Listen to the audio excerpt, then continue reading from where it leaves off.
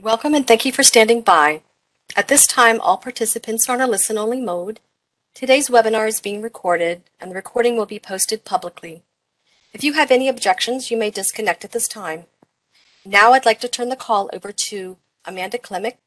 Amanda, you may begin. All right, thank you, Lisa, and good afternoon to everyone joining us this afternoon for our webinar on getting started with American Community Survey, or ACS data in R and Python. My name is Amanda Klimick, and I work with the American Community Survey Office's Outreach and Education Branch. I am joined today by my colleague, Corey Sparks, who is an Associate Professor of Demography at University of Texas at San Antonio. I'd like to remind you that today's webinars are being recorded, but if you'd like to follow along with our webinar today, we have posted the slides online at the link at the bottom of the screen. I know we tend to throw a lot of info at you during these webinars, so please rest assured that all of these webinar materials, including a recording, transcript, as well as the files from the demonstration that we'll be showing today, they'll all be posted on the link within the next few weeks. So if you have any questions during the webinar, please feel free to post them in the Q&A box. One of our team members will try their best to respond to you, and we'll have a bit of time at the end to handle any remaining questions. Instructions for using the Q&A feature during the presentation can be found posted in the chat. So first, we're going to start off with a brief overview of the ACS for those of you who aren't already familiar with the data. Then we're going to get around to answering some big questions. So what is open source? We'll answer first, by giving you a brief overview of the concept of open source technology, as well as a common way to work with our data in open source software through what's called an application programming interface, or API. So we're going to give you a brief intro on that as well. Then we're going to look into some resources on APIs and open source data and how they drive data tools. And we're going to look at some resources on packages and libraries you can use in R and Python. And then I'm going to turn it over to Corey to discuss his experience working with ACS data in open source software. So finally, we're going to look at some resources for finding out more and leave you with some ways you can reach out for help with the survey, as well as how to get involved in the ACS community.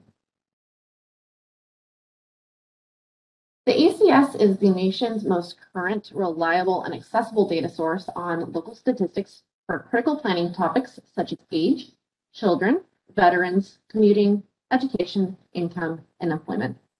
The survey samples approximately 3.5 million addresses. These data are collected continuously throughout the year to produce annual social, economic, housing, and demographic estimates. The ACS is also used to distribute more than $675 billion of federal government spending each year. These estimates cover more than 40 topics and support more than 300 known federal uses and countless non-federal uses.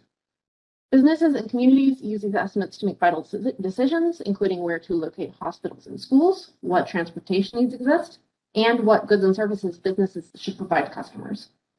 We typically release 3 different sets of pre-tabulated estimates each year in the form of 1-year and 5-year period data sets, as well as 1-year supplemental estimates. So let's get into these types of estimates a little bit. These data products are released 1 year after the data are collected. ACS data are generally released in September, the calendar year after collection, as 1-year estimates. In October, the calendar year after collection, as 1-year supplemental estimates. And 5-year estimates are generally released in December, the calendar year after collection. So for example, the 1-year ACS data collected from January 1st through December 31st of 2019 were released in September of 2020. ACS 1-year estimates, which combine data over 12 months, are available for geographic areas with a population of 65,000 or more. ACS 1-year supplemental estimates are a subset of detailed tables. We'll cover detailed tables a little bit more in detail later on. They're available for geographic areas with populations of 20,000 or more. So these are K tables, and we'll take a look at the detailed tables that they're based off of in a little more depth later. So they're simplified versions of popular ACS detailed tables, provide the most current data to almost twice as many geographies compared to the standard 1-year release. We'll take a look at geographies again in a second too. ACS 5-year estimates combine data collected over 60 months or 5 years and are available for geographic areas of all sizes down to the census tract and block group level. The full detailed data release schedule for each year is available on the link you see on the screen, which you can also navigate to by visiting census.gov/ACS. The 2020 data release looked a little bit different from the standard schedule showed on this slide. Due to the impact from COVID-19 pandemic on ACS data collection and data quality, we did not release our standard one-year ACS data products as planned, but instead we released a set of experimental estimates from the one-year data. So please see the data release page listed at the bottom of the slide for more info on that. The content collected by the ACS can be grouped into these four main types of characteristics you see on the screen: social, demographic, economic, and housing. If you look at the left, you can see social characteristics. So that's characteristics such as educational attainment, fertility, language spoken at home. Demographic in the middle, sort of middle top, is should look familiar to you as topics that are asked on the decennial census as well. So age, Hispanic origin, race, relationship, and sex. Those are the same questions from the 2020 census and every other decennial census. They are asked on the ACS as well. Under that, we have economic characteristics such as health insurance, income, commuting information, and on the right, we have housing. And this includes both the physical and financial characteristics of housing. So physical characteristics such as plumbing and kitchen facilities, year built, and then financial characteristics such as gross rent and home value. I don't think gross rent's shown on here, but that's another one we have as well. The ACS provides data for more geographies on an annual basis than any other household survey. And the great thing about this slide is that we can see how the different levels of geography interact with one another. The lower geographic areas fit neatly within the larger areas directly connected with lines. For example, congressional districts, school districts, and places, the cities, towns, and other municipalities fit neatly within states and don't cross state boundaries, but they may cross boundaries of counties or metropolitan areas since they're not directly connected with those lines. The ACS's unique ability to report on a wide range of geography is what gives it such a broad appeal. And that's why it's great for looking at all the data and statistical software. You get all these different geographies. So hopefully you're a little bit familiar with data.census.gov at this point. If not, I encourage you to explore it a bit. Data.census.gov is the Census Bureau's main data dissemination platform. And one of the cool things about this is it's actually based on the API. So if you have used data.census.gov before, you've been navigating the API without even realizing it. It's a great intuitive user interface for our data. So if you have any questions or feedback about data.census.gov, you can get in touch with our developers by emailing census.data@census.gov. To learn more about data.census.gov, please visit the link at the bottom of the slide. So while we're talking about ways to access data, it's helpful to know more about the types of data products available in the ACS, and this will really help us when we're getting into the actual data later. Broadly speaking, these are either profiles or tables. The letters in parentheses next to the profiles and tables correspond to the beginning of the table ID. We'll take a look at the table ID in the next slide. So this will be important when we are building our API queries. And the most important thing to note is that only detailed tables shown on the left are available at the block group level. So if you're looking for block group level data, you'll want to work with the detailed tables. On the right, profiles provide broad social, economic, housing, and demographic profiles. So those sort of an overview of those four main topic areas we saw on the slide earlier. And the comparison profiles offer comparisons of these profiles across ACS years. So unlike variable names from many other data sets, variable names from the ACS are table-based. Let's talk a bit about how these tables are numbered. This will help you when you start working with variables in the API. Let's take a look at this example, B06004 APR. Table IDs consist of up to 5 elements. While the characters of the table ID might look a little random at first, we're going to break it down here. So each table ID is purposely numbered to describe its content and format. This table refers to the place of birth statistics for the white alone population in Puerto Rico. Element 1 identifies the table type. In this example, this is a type of base table or a detail table, so it starts with B. Element 2 identifies the subject. In this case, the subject of the table is place of birth. Element 3 is a sequential number, which is a set of 2 or 3 digits that uniquely identifies the table within a given subject. And you'll notice that these first 3 elements that we just covered are underlined, which is because these are always included in the table ID for these types of detailed tables. But then we move on to element 4, which is a race iteration that is available for some tables. Each table is repeated for 9 major race and Hispanic or Latino groups A through I in these race iterated tables. The A stands for white alone in this case. A table will only have this letter if it is a table that is race iterated. Element 5 is for tables where the content of the table for Puerto Rico differs from the US table. The PR will only be included if the table is from the Puerto Rico Community Survey. On the next screen, we're going to see if we have enough to build off of to combine the table ID to create the full API call. So hopefully this is starting to look a little familiar. Here we have 2 API variables, B17001 underscore 002E and B17001 underscore 002M. And so it looks like we've already got a good start here. We have 3 elements to an API variable ID here for these 2 different variable IDs.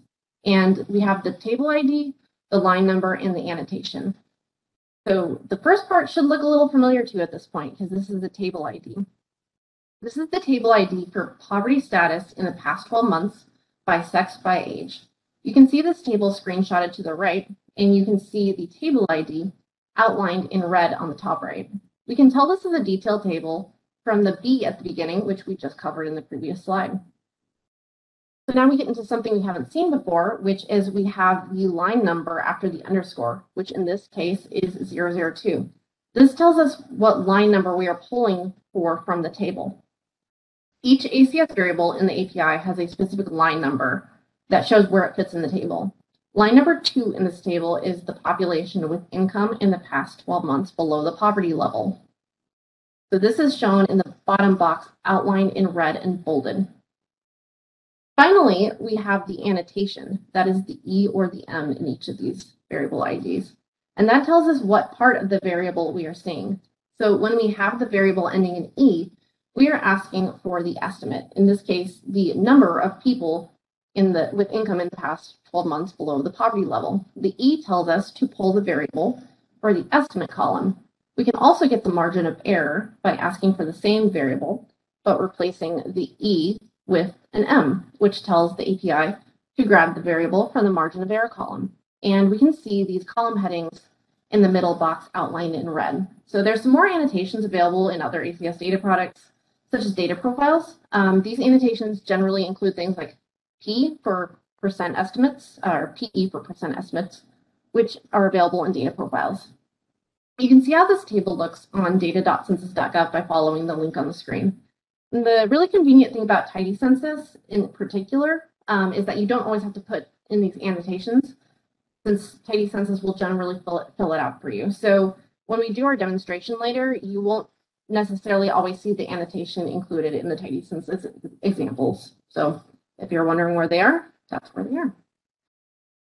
As you might notice throughout the presentation, you'll see a lot to do with margins of error or MOEs. So we love it when you use these. They let us know that at a given level of confidence, which for the Census Bureau is 90%, the margin of error or MOE shows that the estimate and the actual population value differ by no more than the value of the MOE. All ACS estimates published on data.census.gov have MOEs calculated at the 90% confidence level. So it's always important to note that these are always in the same units as their respective estimates.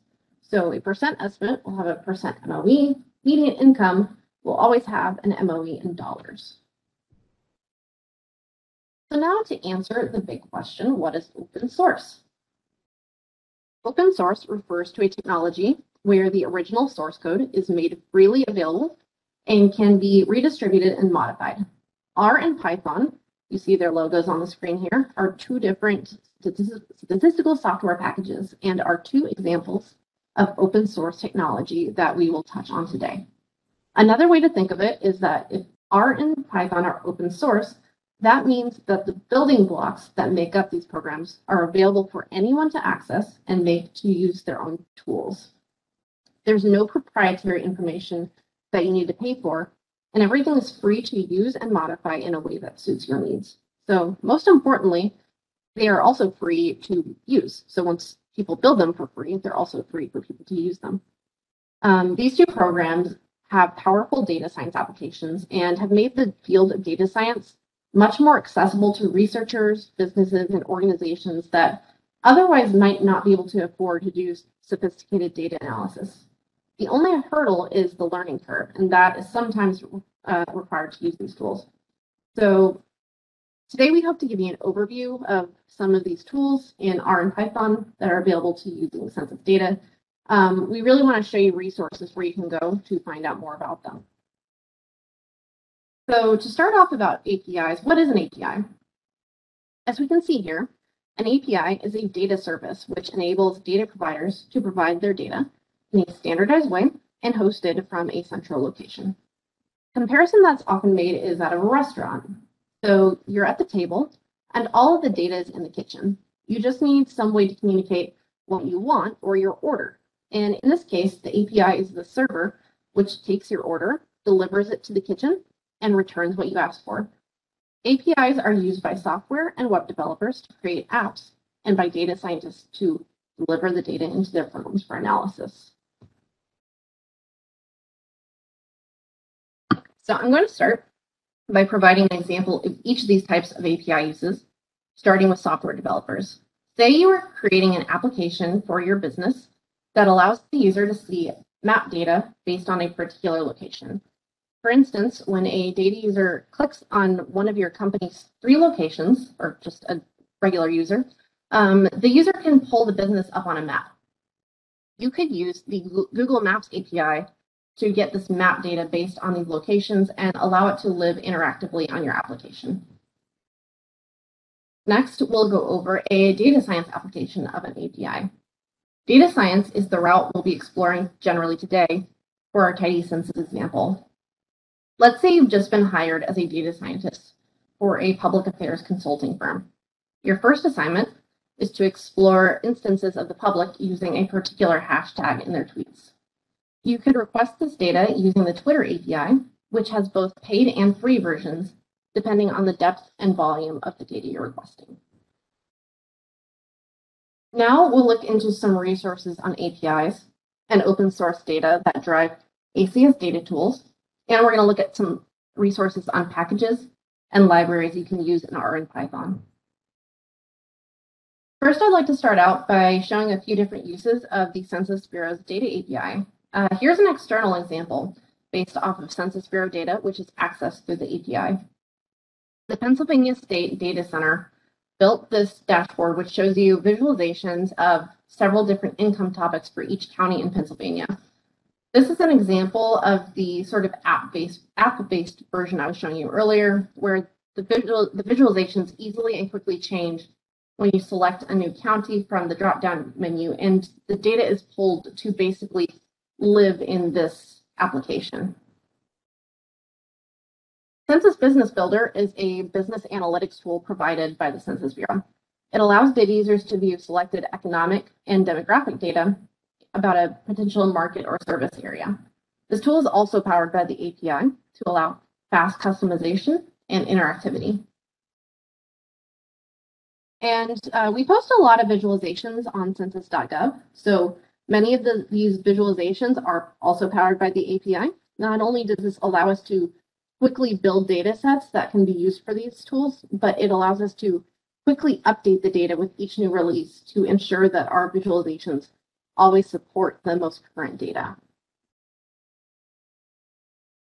Currently, the Census Data API has a number of data sets available for public use. We'll be focusing on the ACS today, but you can find more information on any of these surveys and programs by visiting census.gov and using the survey/programs drop-down tab. You can also find more information about these data sets in the API in the link at the bottom of the screen. This next resource was created in response to data user feedback. We recently created a new page on our website called Using American Community Survey Data with Open Source Software, which is a great resource for data users who don't have access to proprietary statistical software packages such as SAS and Stata. On this page, we highlight some popular libraries and packages and provide links to their external documentation packages to learn more. It's a simple solution for now, but our ultimate goal for 2022 is to create a repository where data users can contribute their own code that they've created using these tools. If you have any suggestions for an open source package or library that we can include, email us at acso.users.support@census.gov. And that address is actually going to be in our contact information at the end of the presentation. But for now, I want to quickly navigate to the live site to briefly take a look at this new resource. Let me get into that.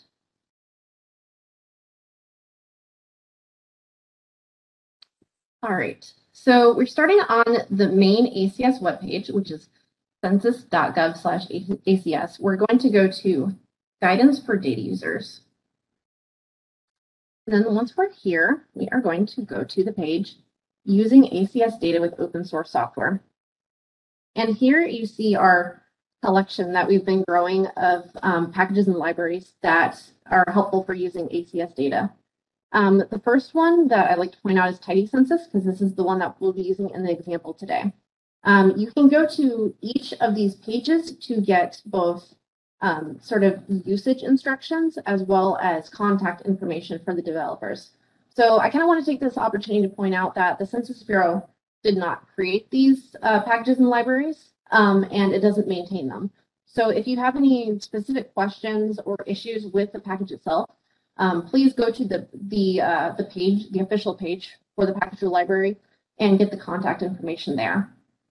But here's some basic documentation on using each package. If you go to each page, so Tidy Census is really great specifically for decennial, like 2020 census and ACS data.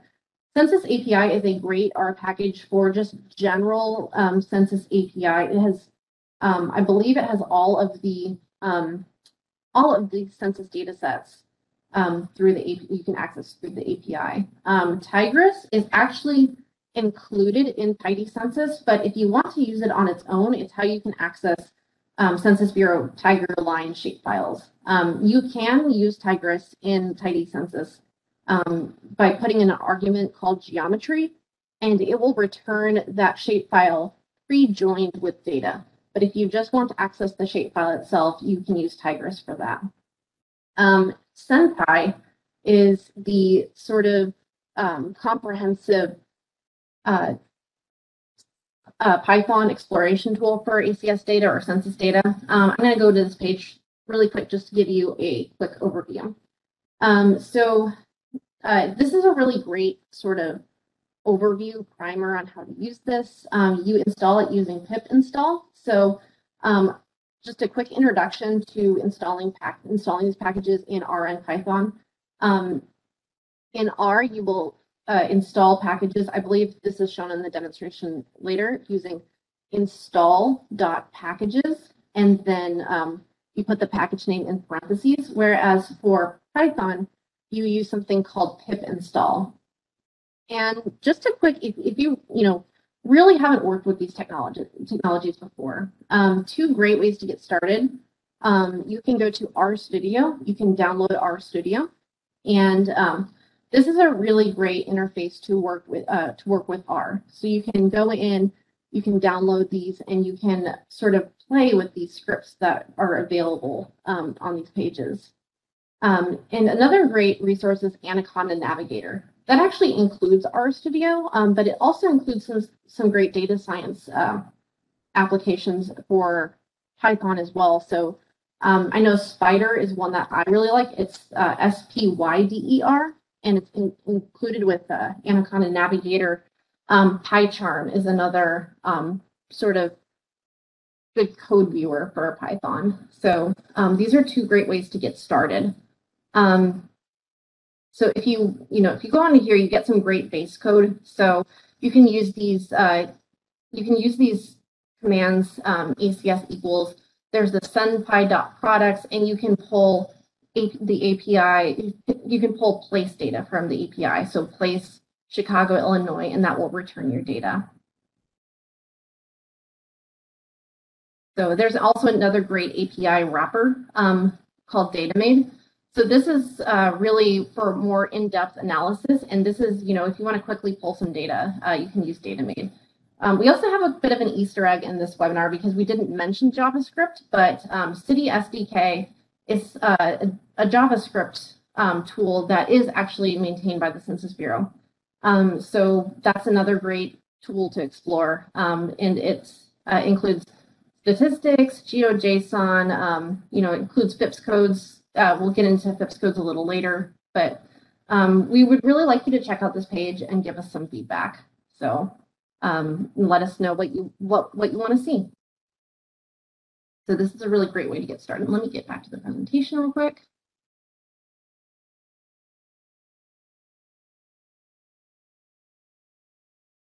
Right.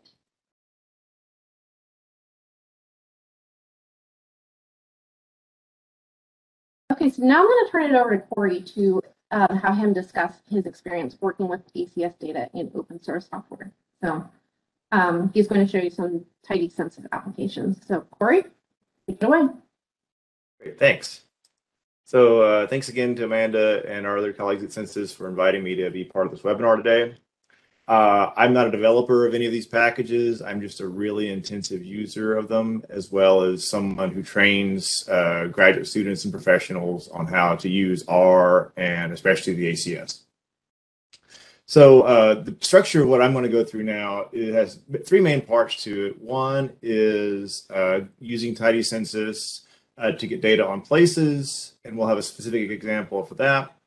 The second will be combining tidy census and the R package tmap to produce maps on the fly very easily. And then the third, we'll use tidy census to get at the ACS POMs, which is microdata on individuals. If you want to find me, I'm really easy to find on Twitter and GitHub, and all of these materials that I'm looking at now will be provided at the end of the webinar. And I'm also available via email. So tidy census is an external package to the R ecosystem, meaning that you have to install it. Doesn't come by default. So the typical way I like people to do this is to first install the current R version, then install the current version of RStudio. Then once you have those two installed, then you can install the tidy census package. Tidy census is developed by Dr. Kyle Walker and Matt Herman. Dr. Walker is at Texas Christian University in the Department of Geography, and he's very generous with his time to develop this. And frankly, it's really changed the way that I do much of my spatial analysis in general, and specifically interacting with census data in particular. This allows you to dynamically download via the API any of the Census ACS products, as well as decennial census data, as well as any level of census geography except blocks. And in order to get it going in R, you can run this package here, which will install the package in your R environment, as well as any dependencies that are required. So the primary way, and Amanda went through this a second ago, is that Census ACS primarily produces data on summary tables. So these, again, follow a given pattern for the name, and Amanda went through how that was constructed. I like this particular link for looking for ACS table names, because it goes, you can find it here, and you can go directly for the table names for a given year, because sometimes the names will change between years. it's always good to make sure that you're looking for what you think you're looking for. Again, Amanda went over the differences between detailed, subject, and data profile tables. I'll primarily be looking at the data profile tables today because they make your life as a data user a lot easier. It's not nearly the breadth of things that are available in detailed tables. The data profile tables only have about 2,400 different indicators in them, while the detailed tables have over 60,000 different tables that are published. So there's a lot more there. But the data profile tables do go in and calculate things for you already, as well as margins of error for them. So if you're looking for percentages or different indices of things, they're going to go ahead and do that for you and provide you margins of error that are calculated using the census's calculations for that. The first thing you have to do to use this is get a Census Developer Api Key.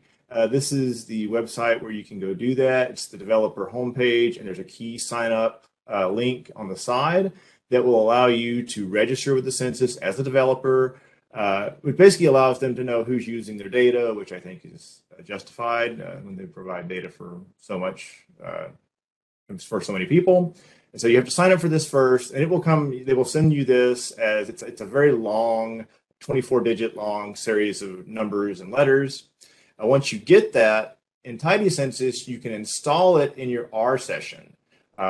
This is what I advise people to do, because you can do this once and it's going to be with your R installation for as long as you have it on your computer. So you basically run this line of code and paste in your API key into this string, and that will install your API key on your local in your local R environment. So anytime Tidy Census needs to use it, it knows where it is. So if you don't want to go to the ACS pages to look for variables yourself, there are functions within Tidy Census that will find them for you. There is the function load variables, which will load all available tables for a given data set. So if you want the ACS 5-year data profile tables, I can load all the available tables that are in that resource. If I want the detailed tables, same thing. So this is a good place to start, because then once you load all the names of the tables into R, you can use standard search algorithms like grep and grepl, things like that, filter out different things if you're looking to search for different strings within that. So for example here, I'm primarily going to be working with the 2019 5-year ACS for most of the examples to begin with. So I'm going to load the variables corresponding to the 2019 ACS 5-year release data profile. I'll cache it just to make sure R doesn't have to download it repeatedly. It will save it as a temporary file on your computer. And I'm going to save this in an R object called V19 profile. I can call this anything I want to. You could then look at this. You could browse it, and you can browse it with an R session, so you can search it and filter it manually if you want. Or you can use a tool like grep. Grep is a Linux tool that searches for strings within other strings. So here I'm going to find the rows of V19 profile object where grep looks for the term median household in the label for a particular table. So I'm looking for what the table numbers are for median household income. That's what my goal is here. And then I'm going to print out the name of the table and the label. And grep returns two table numbers here, DP03062, which is the income and benefits in 2019 inflation adjusted dollars, median household income, which is what I'm going for here. So this is one way to search through the volumes of different texts that are in these labels for what you're exactly looking for. And again, since so this is a median household income, so it's pre-calculated by census from the surveys. But if you're looking for something like a poverty rate, you can get the poverty rate immediately calculated for you along with the margin of error for it. This is how, if I wanted to get the detailed tables if I wanted to load all possible variables in the 2019 detailed tables, again, I just specify the data set that I want. In this case, it's just ACS5. This is going to give me a lot more information in this object that was in the data profile. Again, I can use the same tools. I can use grep to search within the labels for the term median household, and then print out the name of the table and the label. And we get a lot more results in this one. So B19013 is one of the core median household income estimates. But then we also see these annotations, like Amanda was talking about, for different race ethnic groups that are also estimated. So you get your base median household income, but then you also get it by all these groups. Then you also get median household income by all these other characteristics, by age, by other characteristics. And again, because all R is looking for in this case is median household. So anytime it sees median household in a string, it's going to return that row of the table. So this lets you sort of shop around and look exactly for what you're looking for in the detailed tables. And now I'm going to pivot to using this for a specific example. And I know somebody in the chat had asked if you can merge spatial data to these tables, and this is actually going to do that for you on the fly. So I'm from San Antonio, which is Bexar County. That's how we pronounce that, is Bexar County, not Bexar. So there'll be on the test later. So we're going to get data for Bexar County census tracts from 2019. And the way you can include the shapefiles immediately as you download data from the API is to add this geometry equals true option to the function call that we're going to walk through in a second. Also, another option that I often will use, especially if I'm getting more than one table. By default, Tidy Census will return one row for each variable for every geography. So your geography 1, and you have two different variables, your two different tables you're representing, you're requesting, you'll get a row for each table, which is sort of in the long format, which sometimes you might like that, sometimes you might not like that.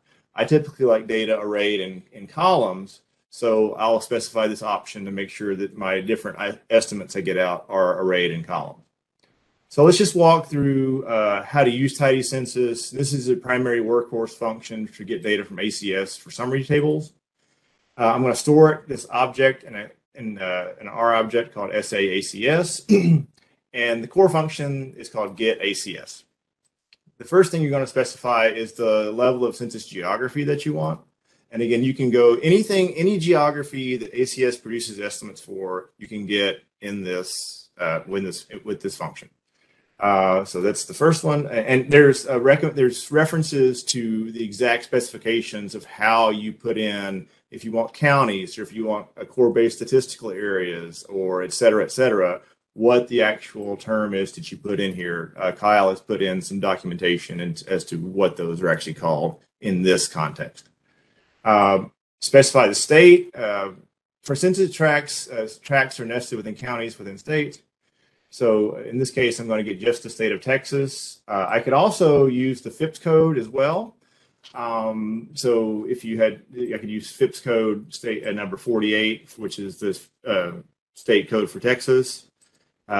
Here's a county. I like to use the county FIPS codes for this because sometimes within states, it's possible to have very, very similar county names.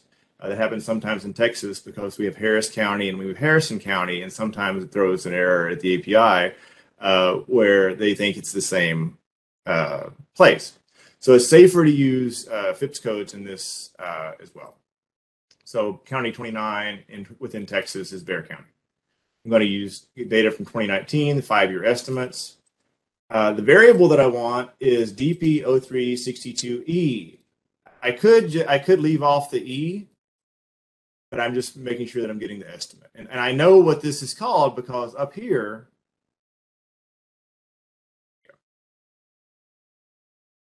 DP0362 was the thing that grep had found for the median household income from the data profile table. So I'd use that to find the variable that I wanted, and now I'm going to extract it from the API. Here's where I can request the census geography be attached automatically. geometry equals true will merge the tabular data with the shapefile automatically. And in R, this defaults to a storage medium known as simple features, which is a much more compact method of storage. It stores the geometries for each place in a column and in the data frame versus as an external file like a shapefile. And I specify output equals y. It doesn't really matter here because I'm only requesting one table. If I wanted to request more than one table here, I could separate the table names with a comma, and I could do it that way. It returns some arguments from some information from the API. It's querying the data, then it's downloading the feature geometries from Census, and it makes sure that I know that I'm using the data profile table. Then I'm using, so Tidy Census works within the greater R ecosystem known as the Tidyverse. So the Tidyverse is a suite of packages developed to promote literate programming. And it's very nice because it allows you to string together data with summary and filtering functions, as well as mapping functions. So we're going to use that here. I'm going to take my ACS data and I'm going to pipe it. This is a pipe, which is something that's in Tidy Census or a Tidyverse that allows you to chain arguments together. From this, I'm going to select the GeoID, the column, the name column, which is the name for the census tract. I'm going to rename the estimate here to median household income. So I'm just going to make a new variable name that I think is a little bit nicer. Sorry, but this is a little bit cumbersome to remember. Instead, I just give it a mnemonic. And then I have the median household income margin of error, which is given by this. And you can tell the difference here because the E is the estimate and the M is the margin of error. Then I take this and I filter out complete cases so that I only have census tracts that actually have an estimate for median household income. In San Antonio, it's kind of funny because we have a lot of military bases, and a lot of times some socioeconomic characteristics aren't calculated for places like that. So this is the first few rows of the data. Again, here's my GeoID column, which is my unique identifier for every census geography. The name for that particular geography, the estimate of median household income, and the margin of error for that estimate. You can also see in this last column over here is the geometry column, which is added when you merge, when Tidy Census merges the data for you, and that's where all the spatial information is stored for that particular observation. So every observation here every row in this is a single census tract. So now we're going to chain this so that's how you do a basic estimate from the ACS API, for the Census API for the ACS. Now we're going to take this and we're going to do something that people commonly want to do, which is create a visualization. Here I'm going to create a map because we've merged the spatial information of the table already. So what we can do is, this is a secondary package we need called tmap. You will need to install this on your system using the same process as I described for installing Tidy Census. It's a really nice cartographic package. There's lots of different ways to plot spatial data in R. Frankly, if you're into more cartographic principles, tmap gives you a lot more. It's easier to get a better looking cartographic product out of this than it is to get it out of something like Ggplot, which we can talk about if people want to know. Tidy Census works well with Ggplot too, though. You can chain it together and it works marvelously. So here I'm going to take this data frame, spatial data frame, and chain it into tmap. And this identifies the underlying shape. I'm plotting polygons here. The name of the column I'm plotting is median household income. I can provide a title. The palette I'm going to use is the R Color Brewer Blues palette. It's a quantile style break with 5 breaks.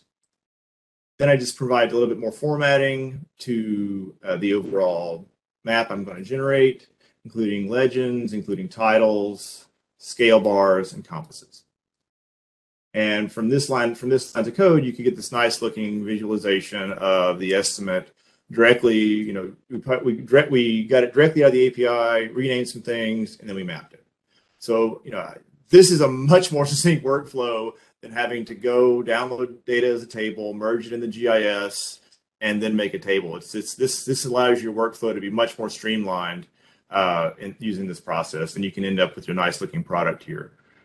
You can also have this be an interactive map if you wanted to create a presentation or a report that then allowed your stakeholders to browse around the data. TMAP allows you to embed an HTML widget into the report that then you can turn off layers as well as browse around the data and use base maps and things. It's really nice. If I want to save this image as I made this map, I'm going to save it so I can insert it into something else. I can do tmap save, which will save this on my hard drive. So here's an example of the interactive map. So if I switch the tmap mode from plot to view and remake my tmap, this shows you that I'm able to go in and I can turn on different layers of base layers.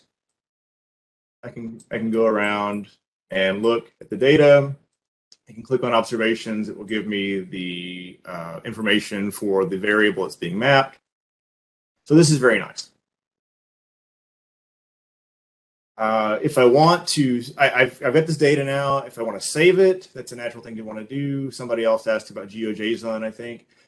Using this workflow, the next thing I could do would be the simple feature library, stwrite, will take a data frame and write it out to your hard drive as any popular spatial data format, whatever you want. Here I'm using GeoPackage, which is, again, a very popular way to store spatial data over shapefiles because you get one file versus many. So this is a way to save this on your computer so that you could use it later. Okay, so now the final thing I'm going to talk about is using Tidy Census to get the ACS PUMs. I'd also like to note that the IPUMs project has an API that you can access IPUMs microdata as well. That's not what we're talking about here today, but you know their data product is different from the core census data product, which is what we're accessing with this. So from this, again, there's a function called PUMs variables, or there's a data frame actually called PUMs variables in the Tidy Census package, which contains all of the names of all of the PUMs variables for person level as well as household level for every year, okay? As well as different surveys, front 1 year versus 5-year ACS. So again, if you're wanting to look at the variables that are available, this is a good way to do that. So here I'm going to take this data frame and filter it to only have year 2019, survey of ACS 5-year, and look at person level observation or person level variables. And this just prints out the first few rows of these things. So here I have the variable code, the year, the variable label, et cetera, et cetera. And so this is one way to search for variables within the PUMs if you're not sure what you're looking for. That you should consult with the PUMs documentation for the names of the columns. This is just names of variables. To actually do an extract, there's a different function that you use to do PUMs extracts. It's called get PUMs. Similarly, you can extract for a given year. You can subset out to just do certain geographies. Here I'm going to do the state of Texas. If you want multiple states, you can put them together as a list of strings: Texas, California, Alabama, et cetera, et cetera. You could also use state zip codes. The survey I want is the 5-year ACS versus the 1-year ACS. I can list the variables that I want. I'm not 100% sure if I don't provide this, if it will give me everything, but I think it will. So be careful because it can take a long time. So here I'm just going to get a few variables, some geographies, some survey weights, age, schooling, gender, a few things. Some variables do allow recodes, which this is something the PUMs generates automatically, which will add labels to also like sex code 1, I think is male, sex code 2 is female. If you specify this, then it will generate a label saying male and female versus 1 and 2. So it's a nice function to kind of make the data a little easier to use. It's optional, but you can also add a filter list. So this will, in this case, I'm going to only get from the Texas ACS adults between the ages of 18 and 65. Again, this is optional, and you can filter on any of the variables that you call in your API call. This takes a minute. This is a lot of data. This is, for this extract, it's about 2 million people, I think. They come from the 5-year ACS. And so it takes a minute. Go make a cup of coffee, come back, and this is what you get out. So then it's an R data frame. Every row is a person. And these are the different variables that I had requested. Again, here are some of these here's some of these labels that are generated by the recode option, labels for state, label for schooling, et cetera, et cetera. There's male, female, like I said. And finally, again, part of this, you can work within tidyverse well if you want to summarize it, if you want to recode things yourself. This you could immediately pipe into other tidyverse functions to do that, as well as other summary functions, graphs, other things. At the end of the day, if you want to take this extract, so you don't want to download this extract a lot of times, so you could load it into R and then save it, and this will save, for instance, a comma separated value file to your hard drive with this name. You could save it as data, you could save it as SAS, whatever format that you want. R has those functions built in via various packages. But that's sort of a workflow that allows you then to get both place-based data, geographic data, as well as PUMS data. And that's all I have for right now, but I'm more than happy to answer any questions.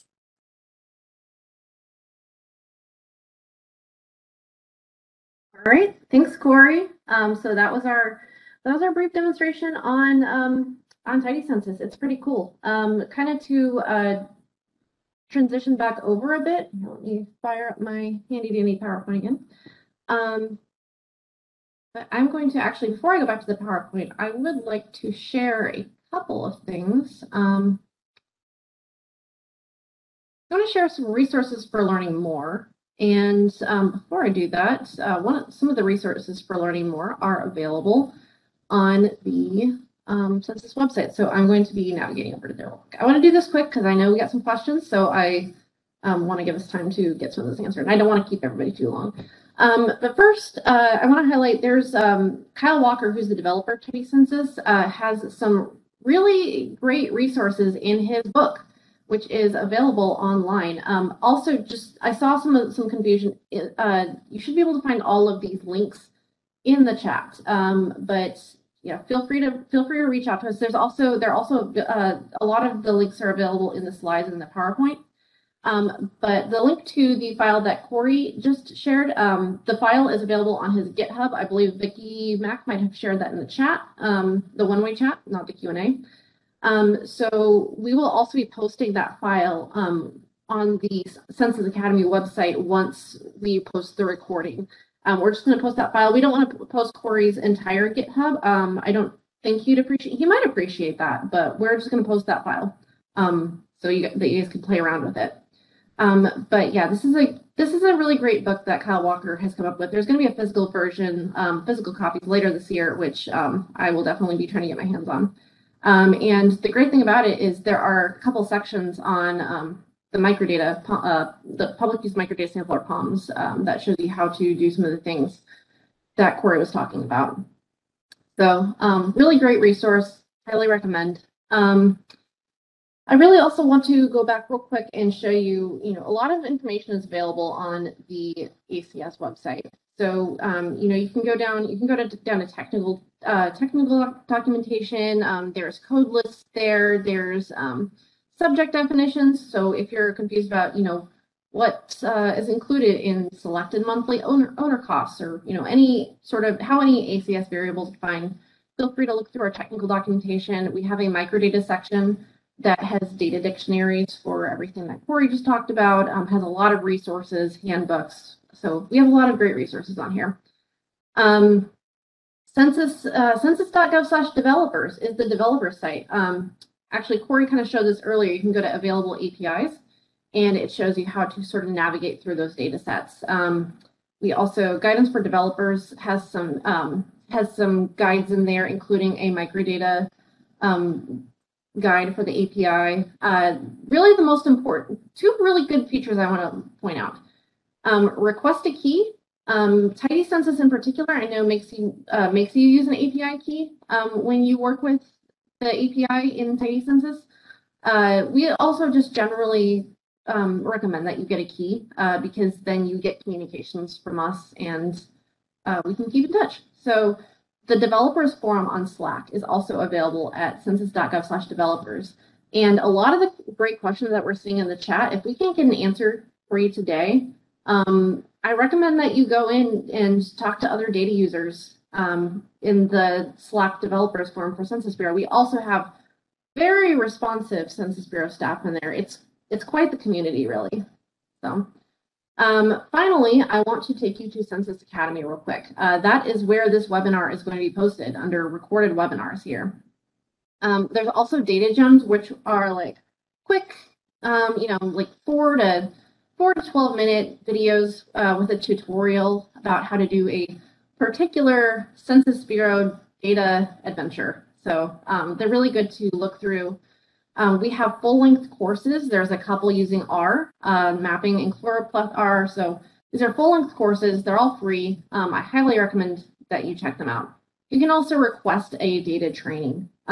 So if you want to have a specific training just for your organization, these are also free. You can go online, you can request a specific training, or there's like a workshop menu you can look through to get ideas. So just really great website. So census.gov, that's census.gov/ACS, census.gov/developers, and census.gov/academy. We love our vanity URLs at the Census Bureau. Also, this is the statistical software page that I was sort of navigating through earlier. You can get there by guidance for data users, and then using ACS data with open source software. The link should be in the chat, but I did see some questions about this coming through. So I'm just going to switch over back to the PowerPoint now and finish us up so we can get some questions, because again, we don't want to keep you too late.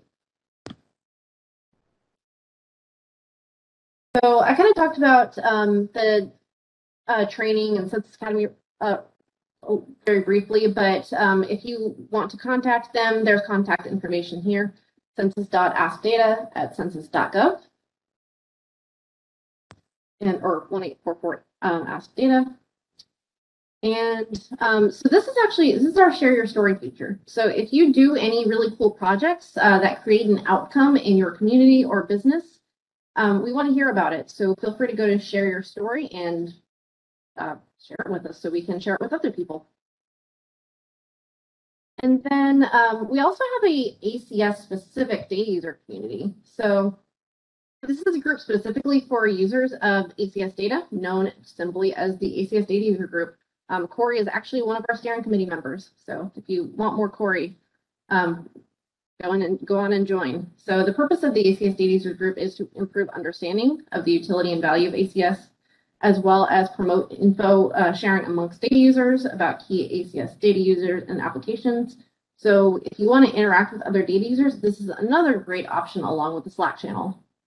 It's a free online community, over 3,500 members at this point, and you can also look through previous conference presentations. So yes, we do have a data user conference, typically every 2 years, and so the most recent conference was held in May of last year.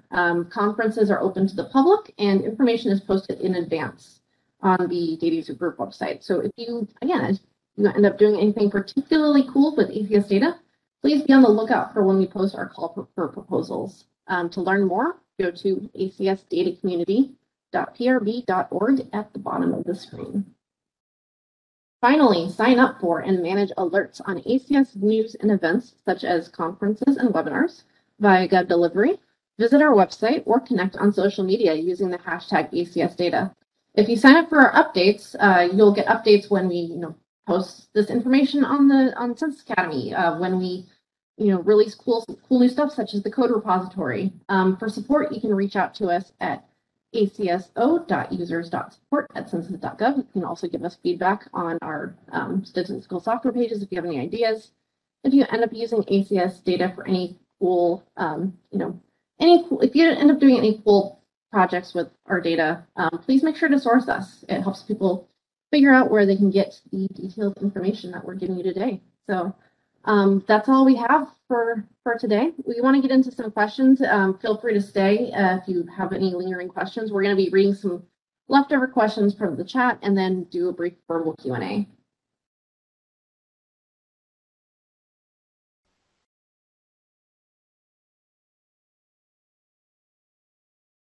Hi, Amanda and Corey. This is Mary. So I'm going to start reading some questions off. I have one from Molly that asks, normally I use R Python to get ACS data and explore in Tableau. Is there any work done or in progress to create a web connector so ACS can be directly accessed via Tableau? There was a Census Tableau API, but I don't think it's been kept up. Thanks. Hi, thanks, Molly. So I'm actually a pretty heavy Tableau user. I know you can use the web data connector, but that's just really to connect to web pages. I don't think any particular work has been done on the Census Bureau side of things to connect directly to Tableau. You might want to ask around in either the Slack channel or data user community to see if anybody has, come up with anything in particular. That might be something that somebody's already done. But when I work in Tableau, I generally just pull the data into, either Python or, any other application, and then I load the resulting data set into Tableau for now. So that's it's not going to be the, really the live link to the data at that point, but that's what I do is I just load it into data. I use one of these cool software packages to load it into a data set, and then I load that into Tableau. Hope that answers your question. I was just going to add, I think you can run R scripts in Tableau. And if you can run an R script in Tableau, then you can do this. Yeah, that's true as well. Yeah, it's you can do the same thing like QGIS. You can run R script in QGIS to do this and load the output directly into QGIS. So yeah. Great. And then I have a question from Min for, I believe, Amanda. This should be a pretty quick question. Are these packages, I believe it's from the open software support page that we have on the ACS website, are they developed by Census or someone outside of the agency? This person is just curious whether or how often it gets updated or maintained. So these are not developed, with the exception of our little cities STK Easter egg, which if you want support on that, that's a good place to go to the Slack channel. With the exception of City SDK, we do not create or maintain these packages. At this point, we are just advertising them because they are cool. So if you want to figure out, how often they're updated or, follow issue reports, anything like that, go to the actual, probably the GitHub for each one, which is either linked directly on that software page, or you can access through the link on the software page. So I know some of them are linked directly. Senpai, I know, is linked the GitHub is linked directly, whereas Tidy Census, Kyle Walker has a pretty extensive website, but you can access the Tidy Census GitHub page through the website that's linked on census.gov. Great. And now another question from Molly. How would using TMAP and R compare with using Ggplot? Always looking for something a little easier. I find TMAP to have a lot more of the sort of cartographic elements that are a little bit harder to do in Ggplot. If you're doing just basic mapping, quantile maps, things like that, then Ggplot does very well if you use with the geometry symbol features. It does really nice job, but it's a little bit heavier of a lift to try to add scale bars, north arrows, things like that. So it's personal preference. If you could care less about those elements, then Ggplot's absolutely a workhorse. I've got a bunch of things out there on my GitHub site where I teach classes that use the two interchangeably. And follow up with me if you want. Happy to share those. Great. And this is another question from Molly that I believe will go to Corey or Amanda, whoever jumps first. When you use geometry equals true, what shapefile resolution do you get by default? 20M, 5M, or 500K? I want to say it's the cartographic boundary files. Show the low resolution ones. That might be a directly Kyle Walker question. Oh, It should. I know in Tigris you can specify the resolution that you want. You might be able to poke around in the documentation for Get ACS and see if it has a default value for there. But it's the smaller of the files. I know that much. great. And then from Nora, we have, what is the address of the page showing Python interface CNPY, data made? Is that on the link that? That is the statistical software page on census.gov/ACS. Got it. Okay. Yeah, so if you go to census.gov/ACS, it should be on the chat. If you go to census.gov/ACS, guidance for data users, it's a name, using ACS data with open source software. Perfect. And then, are there better use cases for R versus Python, or it's mainly up to whichever we prefer to use? This is a question from Daniel Smith. I think we probably both have an answer or opinion on this. Generally, I like to say that R does really sophisticated statistical analysis, whereas Python is really great for if you want to do, they have really sophisticated, if you want to do any, if you can find a really cool AI use case for like poems or something, I don't know, AI, really heavy, interactive data visualizations. Python's great for that, but really advanced statistical analysis would be good for R. But they're both great. I don't know, Corey, you probably have an opinion too. I'd second that. If you're going to do a lot of data processing and really think about this fitting in like a deployment chain, then Python's the way to go. It's faster. It's built to do more computer sciencey kind of things. R is much better at more mature at stats, data viz, things like that. Great. Next from Molly. AI projects. Sorry. If you do any AI projects with PUMs, please share them with us because that would be pretty cool. And then from Molly, will TMAP save graphics in vector format? I've saved it out as a PostScript before, so that encapsulated PostScript, so that should get you where you want to go. And then we have a question from Erica. Okay, is there a limit to how many times a user can query per day? Have you guys ever found the limit? The limit does not exist. No, just kidding. There is a limit if you do not have a key. So that is why that's another great thing that I forgot to mention. That is why you want a Census Bureau API key. So if you don't have one, I forget off the top of my head, I think the limit is like 500. So I don't, if you're doing just a lot of queries, that's another reason you would want an API key. Great, that's good to know. API key, then you have it, and just put it somewhere safe. This question from Alan asked, Tidy Census is a program for the ACS API. Does anyone know if there's any work to bring this kind of functionality to the CPS data?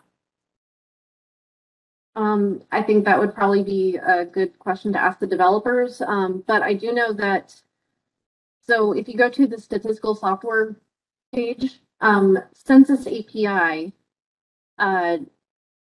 you can use that. That's basically like a functionality that you can use to pull pretty much any data set from any census data API or from the census data API, but you're not going to have the sophisticated kind of clean look that you get with Tidy Census. It's in the name, Tidy.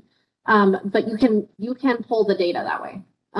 So I'm not sure. It might be a future improvement, but yeah, you'd have to ask the developers of Tidy Census.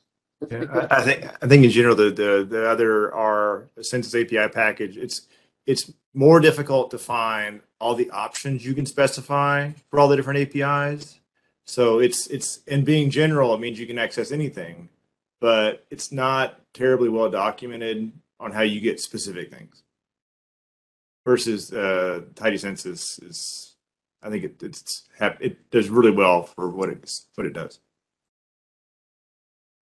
Great. And then I have another question from Min that may be out of scope or a silly question for non-open source.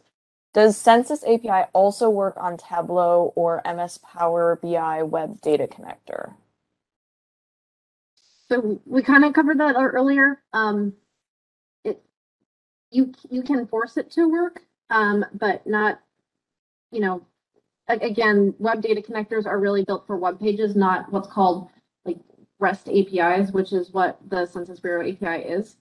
But like we said earlier, there's a couple options. I like to just pull the data into a data set externally and then load it into Tableau. Or Corey mentioned earlier that you can use certain tools to run R scripts in Tableau, and then that's a way you can sort of get around that. You can do the same thing in Power BI. You can run an R script. So if it's sometimes it's weird how it connects to R.